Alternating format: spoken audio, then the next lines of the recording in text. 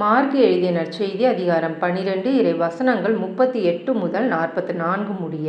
இயேசு கற்பித்து கொண்டிருந்த போது மறைநூல் அறிஞர்களை குறித்து கவனமாய் இருங்கள். அவர்கள் தொங்கல் ஆடை அணிந்து நடமாடுவதையும் சந்தை வெளிகளில் மக்கள் தங்களுக்கு வணக்கம் செலுத்துவதையும் விரும்புகிறார்கள். தொழுகை கூடங்களில் முதன்மையான இருக்கைகளையும் விருந்துகளில் முதன்மையான இடங்களையும் பெற விரும்புகிறார்கள். கைம்பெண்களின் வீடுகளை பிடுங்கிக் கொள்கிறார்கள்.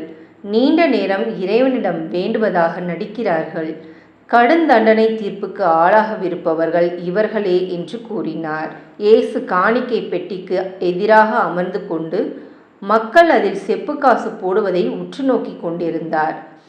செல்வர் பலர் அதில் மிகுதியாக போட்டனர். அங்கு வந்த ஓர் ஏழை கைம்பெண் ஒரு கொதிராந்துக்கு இணையான 2 காசுகளை போட்டார்.